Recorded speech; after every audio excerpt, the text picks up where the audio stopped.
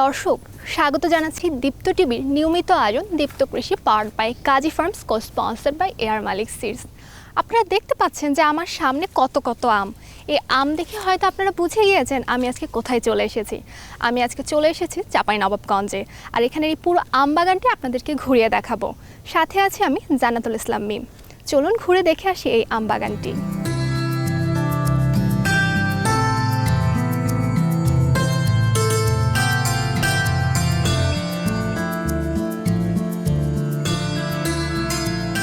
আসসালামু আলাইকুম হাসান হাবিব ভাই। ওয়ালাইকুম আসসালাম। কেমন আছেন? আলহামদুলিল্লাহ ভালো আছি। আমরা তো আপনার খুব সুন্দর একটা আমের বাগানে অবস্থান করছি, তো আপনি যদি বলতেন এই বছর আসলে আপনার আমের ফলনটা কেমন হয়েছে? আমের ফলন শুধু আমার নয়, চাঁপাইনবাবগঞ্জ জেলাতে আমাদের সমস্ত আম চাষির আমের ফলনটা এবার সর্বোচ্চ 35% হতে পারে। আচ্ছা, নানান বিপর্যয়। এটা হচ্ছে যে মুকুল কম এসেছিল, মানে দেরিতে তাপমাত্রা বেড়েছিল শীতটা কাটিয়ে উঠতে। এরপরে আসলো যে মার্চের 20 তারিখে একটা যে বৃষ্টি, জি, এই বৃষ্টিতে তখন আমরা মুকুলটা কিন্তু ফুলে পরিণত হয়েছিল। জি জি। এই বৃষ্টিটাতে ফুলটা কিন্তু পচে গেল। পচে যাওয়ার পরে যেটা আমরা পুষ্প মঞ্জুরি বলি বা দানা বলি, সেটা কিন্তু প্রায় 60% নষ্ট হয়ে গেছিল। এরপরে যে ঘটনা আসলো এই 15 দিন 20 দিন আগে, যে তীব্র তাপদাহ, হ্যাঁ প্রচন্ড একটা এই তাপমাত্রাতে কিন্তু অনেক আম নষ্ট হয়েছে। যদিও আমার কম হয়েছে, আমার এখানে ভালো সেচের ব্যবস্থা আছে, এই কারণে কম হয়েছে। আচ্ছা, তো আপনার এই আম বাগানটা আমরা তো দেখতে পাচ্ছি যে অনেক বড়, তো এই কতটুকু জায়গার উপরে আপনি আম বাগানটা করেছেন? আমার এখানে নিজস্ব তত্ত্বাবধানে আছে আমার এই প্রজেক্টটা প্রায় 16 বিঘা। আচ্ছা আচ্ছা। 16 বিঘাতে আমাদের এখানে আমের জাত আছে প্রায় 16 থেকে 18 জাতের, এবং এমন আছে যে এক গাছে কিন্তু 4 রকম আম আছে আমার এই প্রজেক্টে। মানে কি আপনারা শিফটিং করে একটা গাছের মধ্যে এক গাছে 4 রকম আম ধরেছি। চমৎকার। তো সেক্ষেত্রে আসলে মানে সেটা করার কারণ কি যে এক গাছে 4 রকম জাতের আম? আমার আসলে টার্গেটে এটা যে ম্যাঙ্গো ট্যুরিজম বা এগ্রো ট্যুরিজম হিসাবে মেসেজটা দেয়া। এখানে এক বছরে যত মানুষ আসে এই সব কারণে, তাহলে এখান থেকে মানুষ আমের প্রতি আমাদের আমটা ব্র্যান্ডিং করার সুবিধা হবে, চাঁপাইনবাবগঞ্জকে ব্র্যান্ডিং করার সুবিধা হবে, আমাদের আম মার্কেটিংটা সহজ হবে। এবং আরেকটা মেসেজ হলো যে ছাদ বাগান যারা করছেন, এই ছাদ বাগানে দেখালো যে তার জায়গাটা কম, 4টা আমের গাছ লাগালো, তাহলে 4টা আমের গাছে যদি এক এক গাছে 4 রকম টেপ করে দেয়, তাহলে 16 রকম আম হয়ে গেল কম জায়গাতে। এই মেসেজটা আমি দিতে চাই, এবং এটা চাঁপাইনবাবগঞ্জকে একটা ব্র্যান্ডিং করা হচ্ছে, আমকে ব্র্যান্ডিং করা হচ্ছে, আমরাও ব্র্যান্ডিং হচ্ছি। তো ভাই আপনি যে জাতের কথা বলছিলেন যে আপনার এখানে প্রায় 16 থেকে 18 রকম জাতের আম রয়েছে, তো কোন কোন জাতের আম এখন আছে আপনার কাছে? আমার এখানে প্রধানত আগে ছিল আমাদের চাঁপাইনবাবগঞ্জে 4টা আম কিন্তু জিআই পণ্য হয়েছে, আমরা ইতিমধ্যে দেশে এবং বিদেশে জানি। ল্যাংড়া, খিরসা, আশিনা, ফজলি, এই 4টা জাত তো আছে আগে থেকে। এর পাশাপাশি আছে আমাদের গোপালভোগ আছে, রানী পছন্দ আছে, বগলাগুঠি আছে, লখনা আছে, আর আরো যেটা এখন লেটেস্ট আছে কাটিমন, গৌড়মতি, ব্যানানা। এগুলো তো বাজারে অনেক চাহিদা এই আমগুলোর। এটা অনেক চাহিদা, বিদেশেও চাহিদা, ব্যানানা আমটা খুবই চাহিদা। আচ্ছা, এখানে তো আমরা এই যে কিছু আপনার পেছনে বা এদিকেও কিছু আম দেখতে পাচ্ছি, তো এখন আমরা কোন জাতের আমগুলোর পাশে আছি? এখানে আছে গৌড়মতি আছে, লখনা আছে, এখানে বগলাগুঠি আছে, আশিনা এবং ফজলিগুলো একটু দূরে আছে, আর গৌড়মতিটা এখানে বেশি। আচ্ছা, এগুলো কি বাজারজাত শুরু করেছেন নাকি আরো কিছুদিন পরে? না, আমাদের বাজারজাত আসলে প্রধানত শুরু হয় আমাদের জিআই পণ্য খিরসাপাতি আম দিয়ে। আচ্ছা, মানে ওটা কি আগাম? এটা আগাম জাত। তো কতদিন পর্যন্ত এগুলো বাজারে যাবে? আমাদের এখানে চাঁপাইনবাবগঞ্জের আমি সহ অনেকের আছে নভেম্বর পর্যন্ত আম থাকবে। আমাদের সবচেয়ে বড় সমস্যা হচ্ছে যে ভোক্তা সুবিধা পায় না, কোনো বেনিফিশিয়ারি পায় না। কিন্তু আমের বাজারে আড়তে দেখা যায় যে 46 থেকে 52 কেজিতে মন নেয় আম চাষিদের কাছ থেকে। এখানে ওজনটা 40 থেকে 45 কেজি, একটা প্রজ্ঞাপন জারি চাচ্ছি। তাহলে আমরা ওই কেউ 45 কেজি, কেউ 48 কেজি এভাবে নিচ্ছে বিভিন্ন বাজারে। সারা দেশে ওজনটা আমের বাজারে আড়তে একই থাকুক, সেটা 40 থেকে 45। ভাই আশা করছি যে আপনার এই যে সমস্যাগুলোর কথা বলছেন এগুলো সমাধান হয়ে যাবে। আপনি তো এই যে আপনাদের বাজারজাতকরণ কিংবা এই যে আড়তে নেওয়ার বিষয়ে কিছু সমস্যার কথা বলছিলেন, তো আমি আপনাদের এই প্রক্রিয়াটা আসলে জানতে চাবো যে আপনারা কিভাবে এত আম বাজারজাত করছেন? আমার ব্যক্তিগত আমগুলো বেশিরভাগ কিন্তু এক্সপোর্টারকে দিই, বিদেশে যায়। হংকং, বাংলাদেশে প্রথম আম গেছে গত বছর, আগের বছর, সেটা আমার বাগান থেকে। এখানে গ্রেডিং করে নিই বাগানে, আমাদের একটা প্যাকিং হাউস আছে বাগানে। আচ্ছা, মানে আপনারা একেবারে প্যাক করে তারপরেই পাঠাচ্ছেন? গ্রেডিং করে। আচ্ছা আচ্ছা। এরপর অন্যান্য যারা আমরা বাকি আমগুলো যেগুলো করি বা অন্য চাষিরা খুব সকাল সকাল আমটা হারভেস্ট করা হয়। 7টার মধ্যে আমটা হারভেস্ট করার পরে 7:30 8টার মধ্যে কিন্তু মার্কেটে চলে গেল। যে জাত সেই জাতগুলা কিন্তু আগে পরে পাকবে, এটা নভেম্বর পর্যন্ত আমটা চলবে। অনেকে অসাধু ব্যবসায়ী বা আড়তদার আছে বা ফড়িয়া আছে, কারণ তারা এক ট্রাক আম ঢাকায় আড়তে গিয়ে তারকে যদি পাকা না থাকে তাহলে তো বিক্রি হবে না, সেখানে একটা যেটা স্প্রে করে দেয় পাকানোর জন্য, ইথিলিন যেটা, এটা আমরা শুনেছি বা বিজ্ঞানীরা বলেছেন, কৃষি বিভাগ, এটা শরীরে তেমন ক্ষতি করে না। আচ্ছা কিন্তু যারা একেবারে আমরা উদ্যোক্তা বা এক্সপোর্ট করি, আমরা এর ধারে কাছেই যাব না। ভাই আপনি তো ওই যে স্প্রের কথা বলছিলেন তাই না, তো আপনারা আসলে কিভাবে কতদিন পর পর এই আমগুলোতে স্প্রে করেন?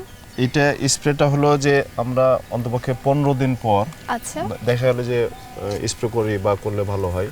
আচ্ছা আর যদি দেখা গেলো যে তার আগে 15 দিন আগে একটা বৃষ্টি হয়ে গেছে, তার 7 দিন পরে হয়ে যেতে পারে, কিন্তু কখনোই এটা হারভেস্টের 15 দিনের মধ্যে কিন্তু আমরা স্প্রে করব না। আচ্ছা আচ্ছা 15 দিন পার হয়ে গেলে তখন হারভেস্ট করব। তো এই আমগুলো এত নিচে দেখতে পাচ্ছি, গাছগুলো কি মানে কম বয়সী নাকি মানে এগুলো এরকম নিচুই হয়? না, এর চাইতেও আরো ছোট গাছ আছে ও আচ্ছা, হ্যাঁ সামনে ওই আমগুলো তো অনেক নিচে, এটার আসলে কারণটা কি আমগুলো এরকম নিচু? এই গাছগুলো হচ্ছে হাই ডেনসিটি। আচ্ছা আচ্ছা এটা হচ্ছে ছোট গাছে আম ধরা শুরু করবে। আচ্ছা এই গাছের বয়স হলো 6 বছর, তাহলে আমাদের দ্বিতীয় বছর থেকে কিন্তু আম ধরা শুরু হয়েছে, আর এই গাছের বয়সটা কিন্তু প্রায় 20 বছর। আচ্ছা আচ্ছা তো এই কারণে এই আমগুলোর ডাল নিচে আছে, এটা ছোট হয়েছে। তো আপনার এই হচ্ছে বাগানটা যে আমরা সবটা যে বাগান দেখতে পাচ্ছি, এটা আসলে কতদিন যাবত এই বাগানটা? আমি আমার আমের বাগানের অভিজ্ঞতা প্রায় 12 বছর, কিন্তু আচ্ছা। আমি এই প্রসেসে করেছি প্রায় 7 বছর। আচ্ছা আচ্ছা এই 7 বছরে যেটা হচ্ছে যে আমরা হাই ডেনসিটি, এবং আপনি খেয়াল করেছেন কিনা যে এই মোটা মোটা ডালগুলো কিন্তু কেটে দেওয়া আছে। হ্যাঁ হ্যাঁ হ্যাঁ এই যে এখানেও কিছু এগুলো হচ্ছে যে কাটা। নতুন যে ব্রাঞ্চিং হবে, জি জি এই ব্রাঞ্চিং এর পরে যে আমরা ডালপালা ছেটে দিলাম, এটা হচ্ছে মেইনটেনেন্স ভালো হয়, ব্যাগিং করা, স্প্রে, আপনার ম্যানেজমেন্টটা খুব ভালো হয়। আচ্ছা আচ্ছা ডালগুলো ছেটে দিলে আচ্ছা। আমি এই কারণে বড় বড় গাছের ডালগুলো ছেটে হ্যাঁ, দিয়েছি, হ্যাঁ, ওদিকেও পর্যাপ্ত দেখতে আলো বাতাস পাচ্ছে। এই আলো বাতাস পাওয়ার পরে কিন্তু যে এটা হবে, যে প্রোডাক্টটা হবে, সেটা কিন্তু আরো নিরাপদ হবে, আরো ভালো হবে। আচ্ছা আর হাই ডেনসিটি হচ্ছে, এটা হচ্ছে ম্যানেজমেন্ট, এটা আমি নিজেই যখন খুশি তখন প্রুনিং করব, টপ ওয়ার্কিং করব, ব্যাগ পড়াবো, এটা ম্যানেজমেন্টের জন্য খুবই ভালো। আচ্ছা কৃষি বিভাগ আমাদের জন্য অনেক পরামর্শ দিয়ে থাকেন, আমাদের নিজস্ব পরামর্শে বা অন্যান্যদের আম চাষিদের শেয়ারিং করি, প্রতিদিনই আমরা করি। আমাদের কোনো সমস্যা হলে তখন আমরা দেখালে একজন বুঝলো না, আরেকজনের সাথে শেয়ার করলাম, এইভাবে কিন্তু আমরা বাগানটা গড়ে তুলছি। হ্যাঁ আমরা তো এই বাগানে অনেক কথা বললাম, আপনার চলেন তাহলে সামনের ওই দিকটায় গিয়ে দেখি। হ্যাঁ চলেন।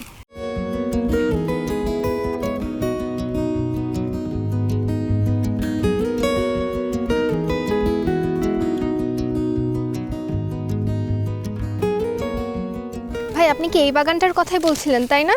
হ্যাঁ, এটা হাই ডেনসিটি একই প্রজেক্টে। আচ্ছা আচ্ছা এত আম হয়েছে গাছগুলোতে মাশাআল্লাহ, মানে হাঁটাই যাচ্ছে না আমগুলোর জন্য।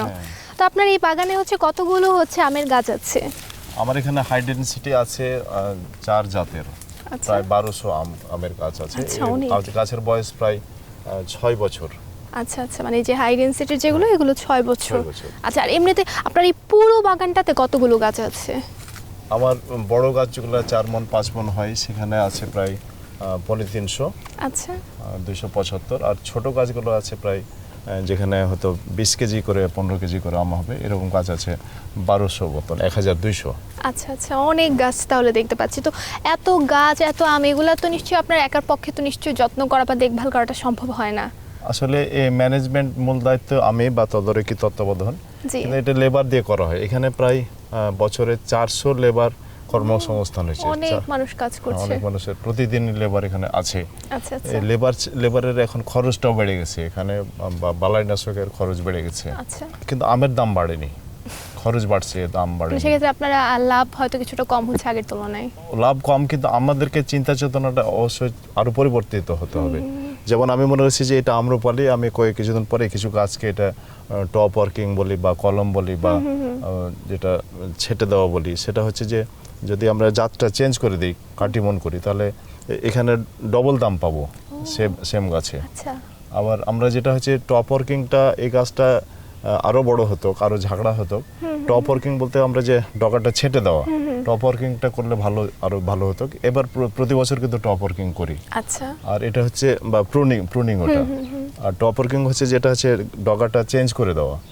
আগে আম ছিল আশিনা, পরে আবার কাটিমন করলাম ওই একই গাছেই। আচ্ছা তাহলে নতুন গাছ লাগানোর দরকার নাই, জাত চেঞ্জ করলে কিন্তু এটা ডেভেলপ করা যায়। আচ্ছা, এখানে কি এমনিতে সেরকম কোনো গাছ আছে যেটার আপনি জাত চেঞ্জ করেছেন বা হচ্ছে একাধিক জাতের একটা গাছের মধ্যে? এর সাইডে যে আছে বগলাগুঠি, আশিনা, সেগুলো আমরা কাটিমন বানিয়েছি, ওখানে ব্যানানা করেছি, তারপরে গৌড়মতি আম করেছি। আচ্ছা আচ্ছা। আর এই যে এখানে সামনে একটা গাছ দেখতে পাচ্ছি, এটা তো মনে হচ্ছে ভিন্ন রকমের আম, এই গাছটা? এখানে আমি বলছিলাম যে এক গাছে 4 রকম 5 রকম আম জি, করা জি, সম্ভব। জি। এখানে খিরসা, আচ্ছা। এখানে লখনা, এই যে একটা গাছে কিন্তু এটা চেঞ্জ করে ফেলেছে। হ্যাঁ হ্যাঁ হ্যাঁ। আমাদের কয়েকটা গাছ আছে যে 8-10 রকম কিন্তু আম আছে এক গাছেই। এটা কি লখনা? এটা লক্ষণভোগ বলে, বা আচ্ছা, আমরা বলি আচ্ছা। লখনা। আচ্ছা। আর এটা হচ্ছে খিরসাপাত। খিরসা। আচ্ছা, এটার এই যে একটু গায়ে আমরা দাগ দেখতে পাচ্ছি, এটার কারণটা কি দাগগুলো? এটা হচ্ছে যে এই সময় ছত্রাকের আক্রমণটা ছিল, আচ্ছা। সেটা আমরা রিমুভ করতে পারিনি। একটা অংশ কিন্তু সম্পূর্ণ সম্ভব হয় না, স্প্রে করতে গিয়ে সব আমে টাচিংটা হয় না। আচ্ছা আচ্ছা। এই কারণে রিমুভ না হওয়ার কারণে কিন্তু এই যে দুই একটা আম হচ্ছে একটু ইফেক্টেড হয়ে গিয়েছে। হ্যাঁ, কিন্তু এটা একটা অনেকে জানা নাই ভোক্তার, ধরেন একটা চকচকে আমার এই আমটার মধ্যে ভেতরে যে কাটলে কোনো কিন্তু পরিবর্তন নাই, ও, একই টেস্ট এবং আচ্ছা, আচ্ছা। ভেতরটা দেখতে একই রকম। আচ্ছা। সুতরাং আমরা ভালো চকচকে আমটা, এরকম চকচকে আমটা একই যাতে যদি আমরা 3000 টাকা বিক্রি করি, এটা আমরা তখন দেখালো যে বিক্রি করতে বাধ্য হয়ে আমাদের 1500 টাকা, প্রায় অর্ধেকে চলে অর্ধেকে আসছে। চলে আসে। কিন্তু টেস্ট বা মান কিন্তু একই থাকে, একই। মানে শুধুমাত্র যে বাহিরের হচ্ছে বাহ্যিক হ্যাঁ, লুকটার জন্য। আমাদের কথা আছে যে আমের চামে দাম, যত চকচকে।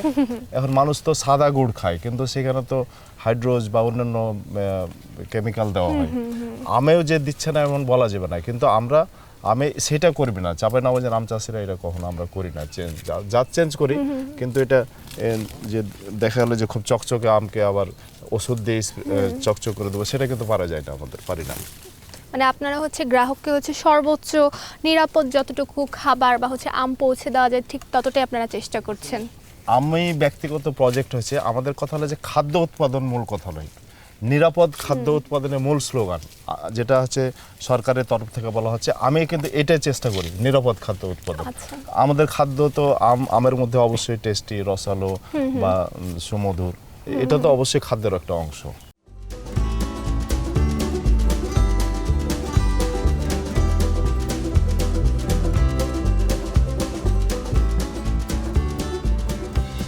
হ্যাঁ, আপনি বলছিলেন যে হচ্ছে ওই যে আপনার যে এখানে যে প্রায় 400-র মতো শ্রমিক হচ্ছে বছরব্যাপী হচ্ছে কাজ করে, তাই না? সেক্ষেত্রে দেখা যায় যে আগে থেকে হচ্ছে এখন হচ্ছে শ্রমিকের খরচটা বেড়ে গিয়েছে, কিন্তু আমের দাম আসলে সেভাবে বৃদ্ধি পায়নি।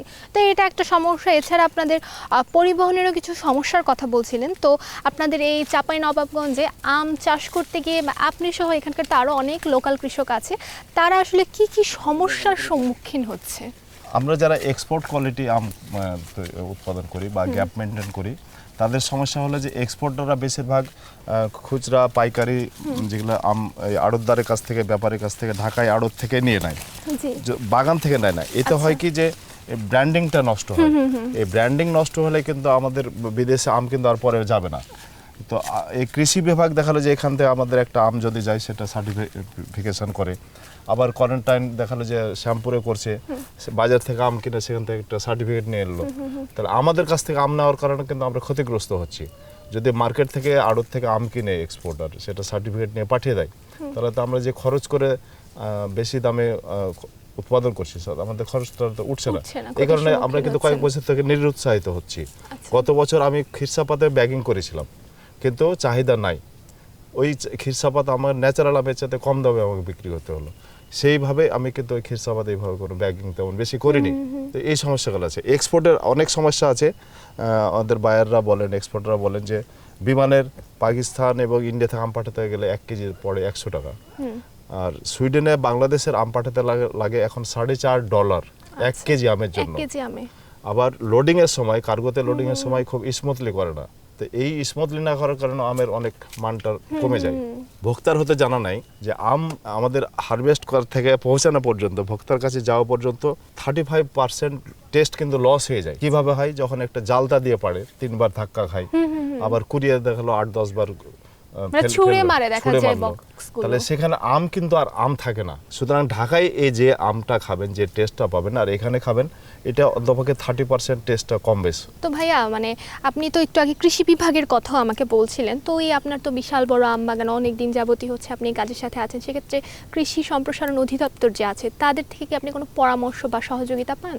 কৃষি বিভাগের পরামর্শ অনুসারে আমরা যেটা গ্যাপ এর মধ্যে পড়ে সেটা অনুসারে কিন্তু চেষ্টা করি। কৃষি বিভাগ আমাদের মাঝে মাঝে প্রণোদনার অংশ হিসাবে সরকার বাহাদুর এখন আম রপ্তানি উন্নয়ন, আম রপ্তানি প্রকল্প করেছে। স্থানীয় কৃষি বিভাগও এটা গ্যাপ মেনটেন হচ্ছে কিনা, ব্যাগিং আম আছে কিনা। একজন এক্সপোর্টার আসলে কৃষি বিভাগকে বললো যে আমি একটা ভালো আম চাই, তখন তারা বললো যে এই চাষিগুলোর সাথে যোগাযোগ করেন তাহলে পাবেন। এখন তারা যখন মাঠে যে দেখে যে না এই প্রোডাক্টটা আছে, তখন সেটা তখন আমাদের কাছ থেকে চাহিদাটা নাই বা নেই। এই কৃষি বিভাগের এই সহায়তাগুলো অন্যান্য এক্সপোর্টের সাথে লিঙ্ক আপ করিয়ে দেন, সুপার শপিং মলে আমাদের লিঙ্ক আপ করিয়ে দেন। এখানে কিছু প্রণোদনা দেওয়া হয় সরকারের কৃষি বিভাগের পক্ষ থেকে, তাদের তদারকিও আছে। আমি উপজেলা কৃষি অফিসার, শিবগঞ্জ, চাঁপাইনবাবগঞ্জ। আমার নাম মোহাম্মদ সুনাইন বিন জামান। আমরা সকলে অবগত আছি যে এবার প্রচণ্ড পরিমাণে তাপদাহ ছিল। এই তাপদাহ থেকে আমরা আম চাষিদেরকে পরিত্রাণের জন্য প্রতি লিটার পানিতে 20 গ্রাম হারে ইউরিয়া এবং বারে বারে সেচ দেওয়ার জন্য পরামর্শ প্রদান করেছি, যাতে কৃষকরা এই তাপদাহ থেকে নিজেদের আম যতটুকু ছিল সে আমটাকে রক্ষা করতে পারে। ফ্রুট ব্যাগ করার অন্যতম প্রধান কারণ হলো যে এখানে ফলের মাছি পোকা একটা আছে, সেই মাছি পোকার হাত থেকে আমরা ফলটাকে রক্ষা করতে পারি। এছাড়াও আমাদের সেলফ লাইফ মানে গাছে বেশি দিন পর্যন্ত আমটাকে ধরে রাখা যায় এবং আমের যে একটা সুন্দর কালার আসে। আর এটা হচ্ছে আমাদের শিবগঞ্জের আম আমরা রপ্তানি করছি।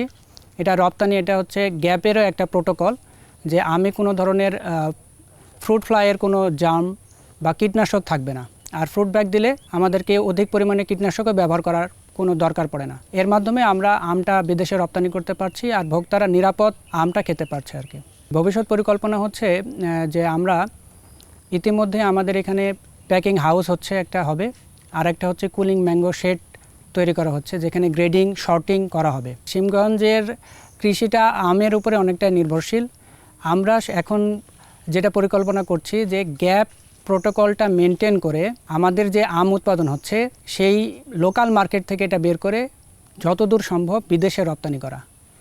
দেশের লোকাল মার্কেটের বাইরে আমরা বিদেশে রপ্তানি করা, এটা হচ্ছে আমাদের প্রধান লক্ষ্য হবে। এছাড়াও আমাদের যেসব সুপার শপগুলো আছে সেসব সুপার শপে আমরা গ্যাপ প্রোটোকল মেনটেন করে আম বিক্রি করব। ভাই আপনি আমাকে শুরুতেই যেটা বলেছিলেন যে অ্যাগ্রো ট্যুরিজম ভিত্তিক হচ্ছে বাগান করার কথা, তাই না? আমরা দেখছি যে বাংলাদেশের বিভিন্ন জায়গায় হচ্ছে এরকম হচ্ছে, তো এটা নিয়ে আপনার ভবিষ্যৎ পরিকল্পনাটাকে বা আপনি কিভাবে এটা নিয়ে সামনে আরও কাজ করবেন? বাংলাদেশে অনেক জেলা আছে যেখানে 200 কোটি টাকার প্রোডাক্ট হয়, সেখানে সরকারের অনেক নজরদারি থাকে, কিন্তু আমাদের চাঁপাইনবাবগঞ্জ হচ্ছে 5,000 কোটি টাকার এই আম সম্পদ। আমাদের প্রত্যাশা আছে যে সরকারের আরও এটা তদারকি করা উচিত, এটাকে ব্র্যান্ডিং করা, স্টিকার মারা। যেমন জিআই ঘোষণা হয়েছে কিন্তু ট্রেডমার্ক অধিদপ্তর এর পর্যন্তই শেষ। আমরা আবেদন করেছি, এটা স্টিকার ট্যাগিংয়ের জন্য কোনো ব্যবস্থা নেয়নি।